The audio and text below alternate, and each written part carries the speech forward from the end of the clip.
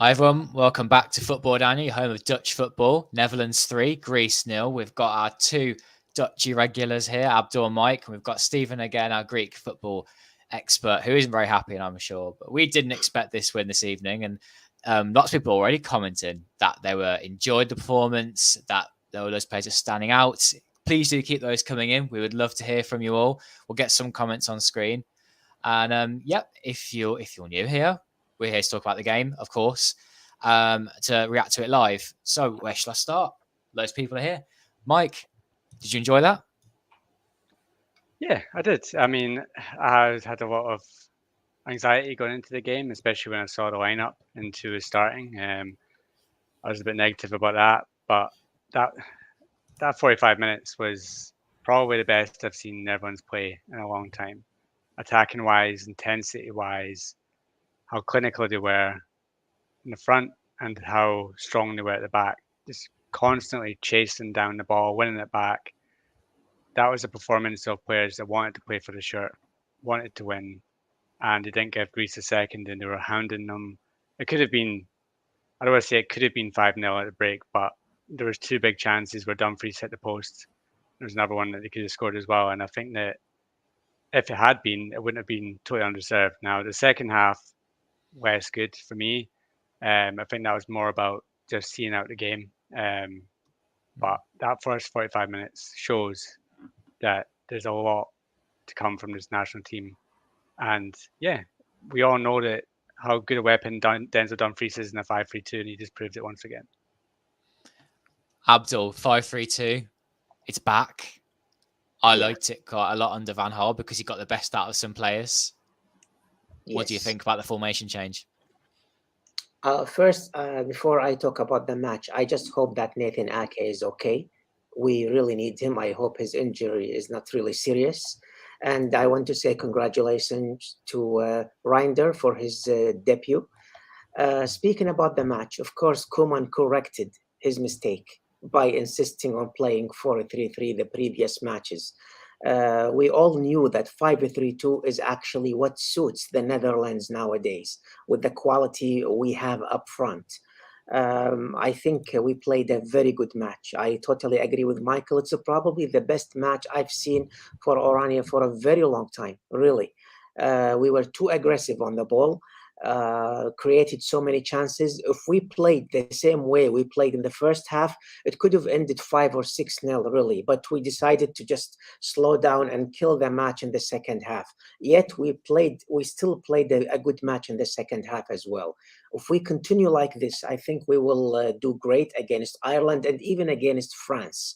The only thing I might disagree with, maybe with some of the selections, especially, for example, Weghorst, although he scored a goal today, but I did not really like his, I don't think he suits or he fits with the 5-3-2 we play. Okay. Fair enough. We'll get into some of the individual performances a bit later, the tactics. Stephen, thank you for showing your face after losing 3-0. Good effort. What did you think about it then? How much of it was the Netherlands being good and how much big Greece being bad? And please don't give a stereotypical answer of a bit of both, please. Okay, I won't say it was a bit of both, but I would say that it was 90% Greece being horrendous, and the Dutch fully deserve the win. You know that I can't say that we were unlucky. I can't say that Greece deserved anything from that game. I would say we did make you guys look maybe a fraction better than perhaps than I thought, but then generally that's like maybe like 1% out of 99. 1% out of 100, sorry. And yeah, Greece, everything positive that you guys have said about the Dutch, you could just turn that around and say the complete opposite for Greece. This is the worst performance we've seen from the national team in a long time, and it felt like rather when you guys were playing for the shirt, they couldn't. Our guys couldn't wait to get off the pitch, and the only player that can probably come out with any credibility from this game is Vlaco Dimos, who made some brilliant saves, but his defense let him down. And you know, we're looking at our lineup. We were generally fine with who we'd picked. Obviously, we had to make some changes because Mavropanos, as I said in the preview, was suspended. That ended up being a big loss because Mavropanos has been so integral to our campaign. Lazarus Roda came in at right back because George Baldock had to leave. the camp through injury.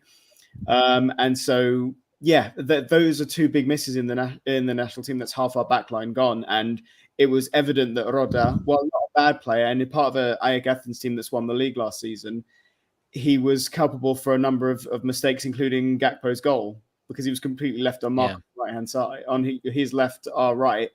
And yeah, just an abject performance from Greece. One shot on target the whole game, and looked so really lethargic as well. So yeah, all I can say is at least the Irish lost, and we played Gibraltar next. So hopefully we at least win that. And I actually agree more with Stephen here that whilst there are positives from tonight's performance, I won't go into it too much really, but I do think that Greece were terrible and unexpectedly terrible. The Netherlands took advantage. Fair play to Koeman. He sort of took his medicine and he bit the bit of pill that he didn't really want to take, and he decided to do the formation change that he probably thought it wasn't going to do. It wasn't fancy to do it. It didn't want to. But he did it and it worked. But yeah, I thought Greece were pretty bad. Uncharacteristically so as well, because even against the French when we lost 1-0, it was actually quite unlucky that we lost. And obviously we'd gone down to 10 men midway through the second half as well. So, and only a penalty separated us from not losing that game. So we expected much more from Greece, considering we just played fairly well against the former World Cup finalists and former world champions. And obviously our performance against the Irish gave us hope that we might actually be able to finish top two. Whereas now you guys have picked us on, I think it's on head-to-head, into second place as it stands. And next month, like I said in the preview, next month is crunch time for Greece. We have to get 2 wins against the Irish away, and when we host the Netherlands as well. Whether we can do that Hagia Sophia now, I don't know, because you guys, like I said, even if I can say that Greece were horrible, you guys also were brilliant. So it's a big wake up call for Gus Poyet, who has now paid. It looks like he's paid for the players that he didn't bring for the national team. Who was man of the match? Got to be Dumfries, isn't it? He was excellent, unbelievable. Yeah, but I think there's now a couple of special mentions. You got Dumfries, obviously 3 assists, where the first one might have been with the help of a Greek defender. But I think when you look at the whole side, I think Gertruida did very well tonight in defence. I think that Ake was great in the first half before he went off injured. And I think Frenkie de Jong, anytime Frenkie de Jong got the ball, Greece couldn't get anywhere near him. They could not take the ball off him. They couldn't get near him. But the only thing I thought that in the first half, there's a few times where Frenkie wanted the ball and he wasn't getting it, and he looked not angry, but there was a few throw the arms up in the air when he wasn't given the ball because he was getting overlooked at times. And that's the only thing about the 5-3-2 is when you have Gertruida, Van Dijk, Ake all passing the ball to each other, Blind on the left, Dumfries on the right, Frenkie becomes a bit less important in the build-up. He isn't the go-all, be-all of the 4-3-3. And whereas it opens up a bit of space for him, tonight, at times in the first half, he did look a bit overlooked. And you need to get him on the ball more, because every single time he got it, he was just running it. There's one run that he did in the first half where he took it past 3 players and got hacked down. And I thought, wow, that's the Frenkie de Jong that we love. But we just didn't see enough of it tonight. What was behind putting De Jong next to De Jong and then playing him like further forward? De Jong sat deepest, didn't he? And De Jong was trying to win the ball back a lot. Why do you think Koeman was wanting to put De Jong on the pitch first of all, but then also playing him in front of De Jong? Well, I think because this is how De Jong plays with Atalanta. So the lineup and the formation suits the way De Jong plays. And I do follow Atalanta in the Italian league. He's been doing really great. But with the Oranje, he doesn't do that good.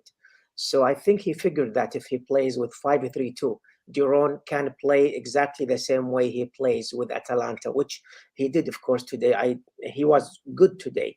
Of course, I respect what Stephen said about Greece being really bad today. I could see that.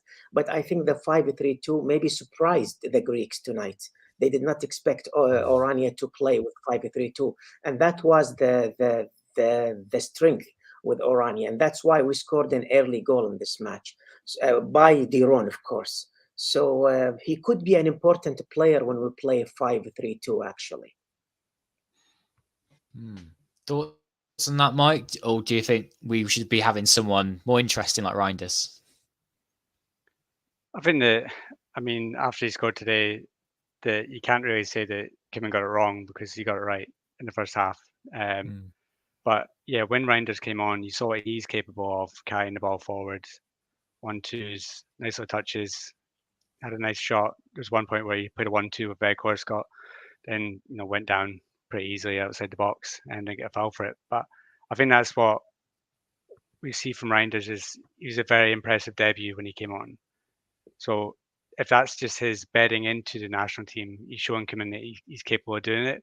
And I think that Darun will eventually drop out and Reinders will come in. But after today, you can't really say that Koeman got it wrong and Darun needs to come out, because from what we saw in the first half, yes, Darun lost the ball a couple of times, but the intensity that he allowed the rest of the players to go at made him worthwhile on the pitch. So yeah, I wouldn't take him out for Ireland at the moment, but in the future, I think Reinders is the one that is the natural successor. Okay. And then we'll see what happens with Gravenberch at Liverpool as well, if he comes into the running, if he can start playing well. It brings us nicely onto the comments we've had in, where someone's even said that De Jong and De Roon together, definition of insanity, but it worked tonight. I had a comment in, Michael, who should the other midfielders be alongside De Jong? Viva, Cope Miners, do you want De Roon going forward? Yeah, Reinders and Abdul, you're nodding your head. Do you agree with that? I would say Reinders could be the successor for De Roon, and I totally agree with you. He should not be playing maybe as a starter next match against Ireland, but maybe in the near future, since De Roon is 31 or 32, I think. So yeah, Reinder could be the guy. I know. I don't think Cope Miners. Well, he hasn't been impressive with Oranje, but because maybe we played 4-3-3 in many occasions with Cope Miners, and that doesn't suit him neither. Maybe, I don't know. But for now, I would like to see Reinders playing in that position. Really, he's been doing okay, or not okay. He's been doing great actually with Milan, and hopefully he will be doing great with Oranje as well. And how about this young man? Xabi Simons is very impressive. He was trying his best, wasn't he, to make things happen, and they didn't always come off. He got a bit frustrated at times, but he's an exciting player. Yeah, I think that before this, in the 4-3-3, we've seen him not excel and be kind of bullied by some teams in his first couple of matches. But tonight, I think he was great on the ball. He was great off it with his runs. His running on the ball today was perfect. But then you saw the other side to him in the latter stage of the game where he was running with it, kind of got brushed aside, went down on the ground, was looking for free kicks, was quite angry he wasn't getting them when there weren't free kicks. He was just getting brushed off the ball. But in the first half, I thought he was excellent. And even in the second one, that free kick that he won and then now he scored was excellent. So yeah, this was the best match we've seen from Simons and everyone's shirt. And it kind of makes you excited of what more there is to come, because I think that although Koeman got it right tonight, there's 3 or 4 players tonight that you'd like to see replaced. And I think there's more to come with everyone's playing 5-3-2 with better players in there as well. Yes. Do you see many changes, though, going forward? If this worked tonight, we're not going to have lots of change against the Republic of Ireland, are we? Not so much against the Republic of Ireland, but in the future after that, because you've got players coming back from injury, and right. You think tonight that he switched to 5-3-2, the absolute perfect formation for somebody like Jeremy Frimpong as well. So what I want to see is Dumfries starting and going to 60 minutes full pelt, and then when he gets tired, bring on Jeremy Frimpong, and he's going to go for half an hour full pelt at your defence. And I think for many nations, that's absolutely frightening when you've got the best wing backs currently in Europe coming at you from the right. I don't think many nations can say that they've got that. So that's something I've got to look forward to. Again, Frimpong came out today and said he's only thinking about playing for the Netherlands, so he isn't getting annoyed by Koeman not selecting him. So we've got that to come in. We've got Memphis Depay to come back. Love him or you hate him, but he's going to come back. And then you've got to find an eventual successor to Wout Weghorst. And I think tonight he's not the most popular man, but there is a campaign to get Luke de Jong back in the national team, and there's a few moments today where balls were coming over, and all it needed was Wout Weghorst to head it on, and then Simmons and Lang were getting through behind, and Wout Weghorst was not winning any headers. I think if that's Luke de Jong in there, Luke de Jong wins the header, and then Netherlands getting behind, and I think that would be a great weapon to have for Koeman going forward. The only change I would like to see in the next match against Ireland would just be maybe Noah Lang or Malen instead of Weghorst. I think it will be much more dynamic, in the next match if we do that. Speaking about Simmons, well, he is the player who can create the magic we've been missing since Arjen Robben retired. We needed a player like that who can create something out of nothing, and today is definitely his best match to play for Oranje. He was amazing. And if that chance came in the first half, this could have been the best goal maybe for Oranje since as long as I can remember, really. Yeah, it was good. I think Weghorst has got to stay in the team for a little while until this brilliant striker comes along that we've been waiting for years. Because he's got the height, and that he's not like the best head of the ball, even though he's quite tall, but he still has a bit of presence, doesn't he? So I wouldn't want to switch it for Marlon or Noah Long. Wouldn't you agree, Abdul?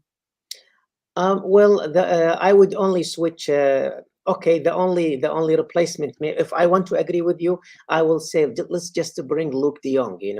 Weghorst is just too slow. Luke de Jong is much more effective. That's if you need somebody tall up front, I would choose Luke de Jong, not Weghorst. Seriously, although he scored the goal today, but I think this is the only highlight he had in the match today. If you agree with me, I did not see anything special from him besides the goal. But of course, I am happy. Just one more thing I want to add, if you let me. First, building from the back was something very special we did today. We missed that really in the previous matches, and this is the first clean sheet, by the way, under Koeman, excluding the match against Gibraltar. So this is something really big. So I hope he is really convinced that 5-3-2 is the best formation we can use nowadays. We even beat Portugal 3-0 with this formation when Koeman took the job, in 2018. So hopefully we continue with that in the next matches. Okay, thanks, Sharon Abdul. Let's talk about some more individual performances. We've had so many comments in, like hundreds, I think, and I'm sorry we won't get to them all tonight. But I'm just looking at the most recent ones.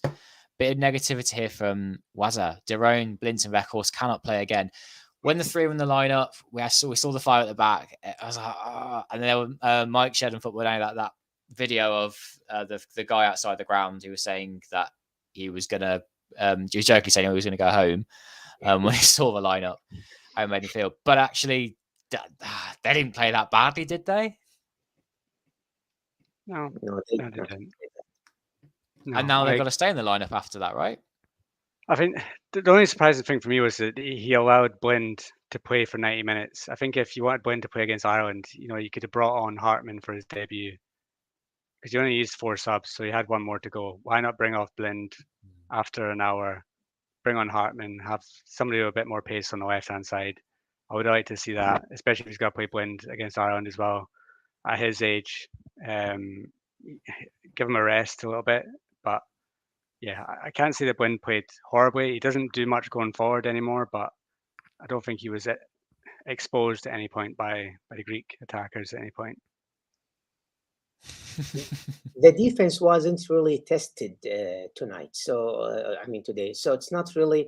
We cannot really judge our defenders. I cannot say they did so great, because Greece did not really attack properly maybe in this match. So I'm only talking about the midfield maybe, and of course Dumfries, who was pretty much like a winger today, actually more than a right back.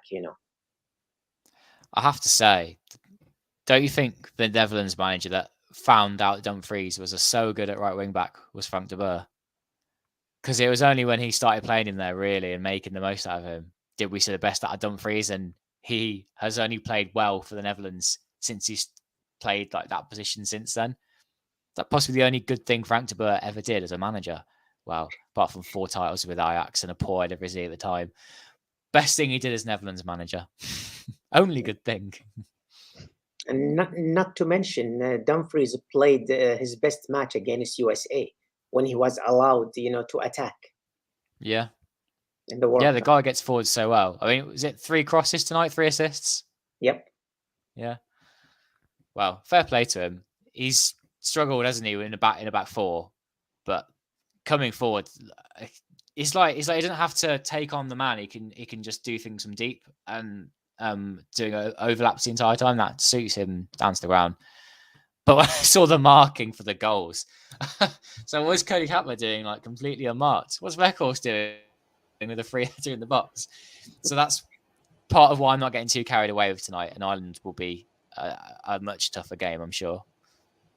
And I think this is why Greek fans need to not get too carried away either, because we're already seeing going from a lot of people who were with Poyet as manager now being like, right, he has to go. That's it. He's gone. And it's like, well, look, he's culpable for a lot of Greece's mistakes tonight, but there's certain things that he really can't help. Like he can't help the fact that, Tsimikas got absolutely done by Xavi Simons on multiple occasions. And he can't help the fact that Lazaro Soroda wasn't there to stop Cody Gakpo getting the second goal.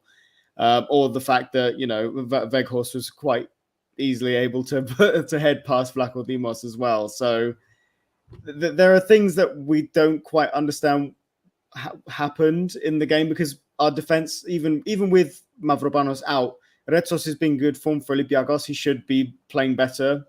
Same with Basouras in attack. Our attack, at least, we've been able to create chances, even if we can't always put them away. And we did basically none of that tonight. Basouras too for Olympiakos, hot on form. Bakasetas normally is the leader in the middle of the pitch, and he wasn't able to do that tonight. So I think the shock is not just the fact of the scoreline, but it was uncharacteristic performance for Greece under Gus Poyet as it stands. So, if we can get a win, and I say I wish I wouldn't have to say but if we get a win against Gibraltar, we should beat Gibraltar. Fingers crossed. And then you guys beat the Irish. I think that guarantees us top 3, and then it's all to play for second place. And then we play the Irish when they hopefully have nothing to play for. Someone actually asked you in the comments, what do you see for the Greek side moving forward? Look, I think, like I said previously, it's about just treating every game like a final now. Gibraltar, doesn't matter how poor they are on paper, that has to be a win where we absolutely pump them and try and score 3-4 goals, and maybe more. But it's the Greek national team. We don't score more than 3 normally. And then the October is crunch time. Must win against Ireland. Must win against the Dutch at Hagia Sophia. Hopefully, we don't go into the last game against France needing something to qualify. And if that fails, we do have the playoffs as well, as I said previously. But we can't rely on that, because there are teams that maybe aren't as good as Greece on paper, but they could still hurt us in those crucial games in the semi-finals, and if we make the final as well. And to go out when we have 2 opportunities to qualify would be a huge missed opportunity for the national team, especially it being 10 years. It will be 10 years without qualifying for a major tournament, and come Euro 2024, it'll be 20 years since Greece won the European Championship. So it's a far cry from what we expect to see. Fair enough, Stephen. May the best team win, I suppose. The return in Greece, yes, that still could be a big game, but you're probably looking at having to get something from France, aren't you, if you're going to overtake the Netherlands at this rate? Yes. Yeah, so we'll see how it goes. Maybe the Netherlands now come back to intention of trying to overtake France, but you're looking at them then having to slip up. We've had a comment in from AJ Nix. What about Flecken? I had some comments as well saying, well, Flecken was untroubled, so can't really judge him too much from tonight. But he's really good with the ball at his feet, and that he showed that. Don't know what else to add on him, but does Verbruggen come in for the Ireland game? Does Flecken play again? I found it interesting that Koeman went for Flecken, given he's never really been that regular player for the Dutch. But his move to Brentford probably is going to help him going forward for the Netherlands if there's nobody else that can play at a high level, let's say, than Flecken. But a good goalkeeper. I do think Verbruggen is better, but we'll need to play more games for Brighton. What do you guys think? I think. Go ahead, Abdul. Okay. Thank you. Well, as you said, he wasn't really tested in this match, but there was a big chance that I really have to give him a credit for. He made a great save really in the first half. It was a very difficult chance between the defenders. He just saved that goal. I thought it was coming in, actually. It looked like a goal, but he saved it. And of course, with the ball on his feet, yes, indeed, he did really good with that. So I believe Koeman has good reasons to make him a starter today. Please, Michael. Yeah, I was going to say he wasn't tested today, so you can't really win a game that he's going to face some shots. We'll see how good he is, but yeah, I think he'll stay in goal from now on. I think that Koeman will want that stability. They've played the same defence tonight. He'd probably want to start with the same defence against Ireland on Sunday as well. So I think Flecken definitely starts, and Verbruggen is probably the answer going forward, along with Bio when he comes back, and if he ever stays fit, which at the moment doesn't look likely given the amount of injuries he keeps picking up. Then it would be a choice between Bio and Verbruggen going forward. But right now, Flecken looks like a good option. He did well tonight, but yeah, I think that we'd always say that Greece didn't really test him, and I was really surprised the fact that Pavlidis going into this game in such good form for AZ, he got absolutely nowhere near the ball. He does that sometimes, doesn't he? He's quite quiet sometimes, and he just games can slip him by a little bit. And I thought that even when he went off the pitch, there was a moment where Gus Poyet took him aside and seemed to be having a word with him. I wonder what that word was about, because he obviously in the Netherlands, you think he'd be comfortable playing there, wanting to make an opinion, an impression, and he just got completely marked out of the game, which was a surprise because I thought it'd cause some danger. But this is what I said previously about Pavlidis. For us, even on a good day, it's like he can't put anything in the back of the net. Sometimes he can, and there are some games where he scored some important goals for the national team. But no matter how good Greece are playing, Pavlidis has never been able to translate his club form into the national team. So on a good day, we wonder. On a bad day, well, he was non-existent. And Giacomakis, who came on after him, did very little. But then that game was done by then. And maybe someone like Douvikas, who obviously wasn't picked, could have made the difference. But that's by the by. Fair point. Did I see Van Gaal in the stands this evening? Yes. I did. Yeah. I did put a tweet out before we came in here, and I just got a feeling he was in the middle a little bit before the game, and then he's in the stands, and then there's a 5-3-2. You don't think he's working as some sort of advisor, do you, to Koeman? Perhaps underhand. It's possible. Any coach would accept an advice from Van Gaal. So maybe he did get an advice from him. Indeed, yes. Yeah, I think that it's possible, but I don't think you'd ever get Koeman admitting it. He would never admit that he's taken any advice from him. And I think what's I found a bit of a shame this week is that obviously they had the football awards in the Netherlands where Simmons won Young Player of the Year, Kochi won Player of the Year, and then they gave a special reward to Van Gaal, and then obviously he said his comments about the World Cup and Argentina game, and I feel like he's brought himself some ridicule from some parts of the media, some podcasts I listen to in Britain, calling him up there with Matt Letizia with his, conspiracy theories. And I think that's a bit harsh. And I think that, Van Gaal has this reputation as obviously he can say whatever he wants. And that's his opinion. But then, the players came out and said that they don't share the same belief as him, that the game was not so much rigged, but I think that rigged is a strong word because you can't prove that and the way he said it. But obviously the refereeing decisions weren't great. And we can all agree on some of the decisions that were made during that game weren't right. So I think Van Gaal deserves a lot more respect than he's got in some of the parts of the media this week. And it was good to see him there tonight. And it's good to see him doing well after his cancer treatment as well. So I was happy to see him. And I hope he is advising them, because if he's giving Koeman advice, it can only be a good thing. That would be interesting. I wouldn't have thought he'd be doing it for the money as well. He just wants to do it because he loves the Netherlands. And I felt like there was more of a plan, and there wasn't really a plan when the Netherlands are losing those other games when Koeman came back in. And that's why I had that little theory in my head. Because how much better were they tactically this evening? And I don't want to talk about defensively. I want to talk about attacking. It felt like they knew what to do. Especially with Gakpo today, he was really good in the first half. He caused so much trouble for the Greek defenders, really. I've never seen him playing like this, even with the Liverpool. Suddenly, he started dribbling and, making great passes and hiding in the right spots.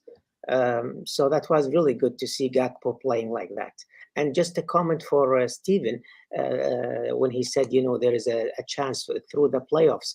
I don't think the playoffs will be difficult for Greece, Stephen, because most likely Greece will play a team from the third level, from League C, I think, because all the teams from League A and B will qualify. So the qualifying through playoffs might not be difficult for Greece, in case they don't make it, of course. Abdul, I wish I could agree with you, but the problem with Greece isn't the our ability on paper, because as I said, we'll be better than almost all the teams that go through the playoffs on paper. But we have lost to some terrible teams in the last 10 years. We've lost to the Faroe Islands. We've drawn with Liechtenstein. These are minnows. Like, these teams, you shouldn't be losing or drawing to at all in competitive fixtures. And those were a bit more of a while ago than maybe I remember, because they still hurt quite badly. But look, Greece are more than capable on the bad day to not get a result against a side they should be beating every day of the week. And so that's my only concern. But look, I'd hope and we'd expect Greece to beat any of those teams in the playoffs. But with Greece in the last decade, there's just no guarantee, even if we have a far superior side on paper. Mm-hmm. Yeah, and to be honest, I have no idea how the Nations League works still. I don't know how it works, the playoffs. I'm so lost on it. I have to go on Wikipedia it or something. There's going to be some good nations that are going to finish third in the group, because obviously Scotland, what they're doing, means that Norway are not going to finish top two of their group. I don't know if that means they make the playoffs. And then you got teams like Serbia losing tonight at home to Hungary. I mean, there's teams that are going to miss out on top two. So there's going to be some teams in there that you want to avoid, I'm sure. So even for the Netherlands, if they go into the playoffs, there's obviously going to be one or two nations you kind of like, they could be a bit of trouble. So you hope that the bigger ones make it and then it's an easier ride. But yeah, it's just one of these things that you can't guarantee that you're going to get an easy ride in the playoffs. Mm-hmm. We're going to have to wrap up, I think, this evening, guys. But thanks for this lovely chat. It's been good. It's gone quick. Dean said, let's celebrate a good win and a new start. Hup on Hup. It does feel like a new start. It felt very fresh. It's our first live show, you could say, after a game in a little while. We're back, of course, for the game against Ireland. We'll do a preview for that Saturday morning UK time. And we'll do a live stream after that game. So more content to come from us. Definitely. And there will be also more content coming up with the Champions League, European games coming up. We've got Eredivisie stuff. And, of course, going ahead, previews, live streams after the Netherlands games in October, November. Let's bring a few more comments up to end the show. There's a couple of people saying about we new coaches from the Netherlands, and that is right. Hannah thinks that Van Gaal was schooling Koeman. But yeah, there's people saying that it's too early to be optimistic. I mean, got to enjoy it, haven't you? Got to enjoy a nice 3-0 win. But just with caution, I suppose, that they could lose the Republic of Ireland. But yes. I'm more confident now with how they play tonight. They'll be playing 5 at the back. They're going to be defensively more solid. Even if they can't blow them away, they're going to keep it really tight. And if it's a 1-0, 2-1 win, then that's fine, isn't it? A win is a win, I think, in this situation. Any final thoughts from you guys? I think that we've got to enjoy this moment. I think that the previous podcasts we've had have all been very depressing after, the France loss, the game against Gibraltar, that was terrible. Croatia, Italy. It's all been a downward spiral. So let's just enjoy the fact that we actually have something nice to talk about, some good performances. Look ahead to Republic of Ireland. And the big thing about the Republic of Ireland game is, thank God Evan Ferguson's not there, because want to avoid him. So yeah, that's a huge bit of luck for the Netherlands that he's pulled out either injured or, if he wants to play for England, who knows. But yeah, I'm glad that he's not there because he would have caused our defence a lot of trouble. So that's a big win. Let's just hope on Sunday we get another intense performance like this from a team that really wants to win, goes out there and then puts in a first half performance like that again, and then they should have too much for Republic of Ireland. So if we come out of this international period with 2 wins out of 2, we're going to the next one full of confidence, and then who knows, in October we could be saying that we're sealing our second spot and sealing a place in the Euros. So not to get too far ahead of ourselves after one game, but yeah, it's a good upward trajectory of where we were a month ago or 2 months ago. We should I totally agree. We should just now maybe enjoy winning. This is probably the first great match we play since maybe defeating Belgium 4-1, I think it was, or 4-0 in the Nations League. So it's been more than a year now.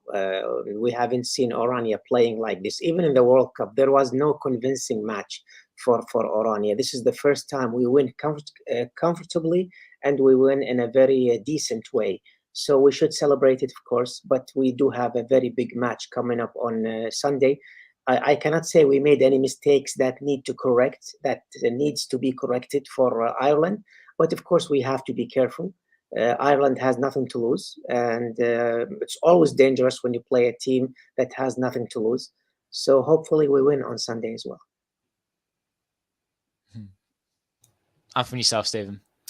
Well, I hope Gus Poyet has learned from his mistakes for tonight with the squad and with call-ups for the next international break. And I hope that we go out there and, especially in front of home fans as well, against the mighty Gibraltar, Hagia Sophia, I hope that we absolutely thump them to make a statement that, while this is a big disappointment tonight, we're not out of it yet. And if we can finish strong and not finish second, but finish third and finish in a strong way and go into the playoffs in that sense, that's still a positive. So here's hoping. It's far from over.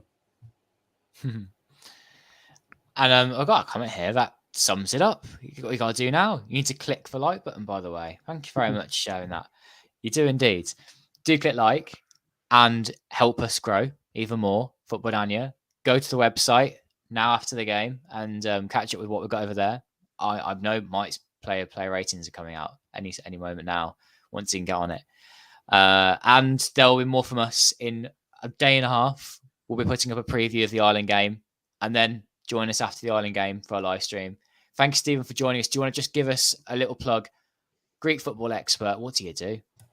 So, as you entailed, I write a lot about Greek football and I obsess a lot about Greek football on social media. So you can follow me on the Twitter handle, and that's there, and that's the same handle for Instagram as well. I write a lot about Olympiakos, who I support, and just about Greek football in general. And follow Hellas Football, which is on the handle at Hellas Footy on Twitter, on Instagram, and on Facebook. And we do a weekly podcast about everything Greek football, from the Super League, from the national team, from players playing abroad, and Greek teams playing in Europe. So if you want to give it a listen, we're on pretty much every podcast platform that you can think of.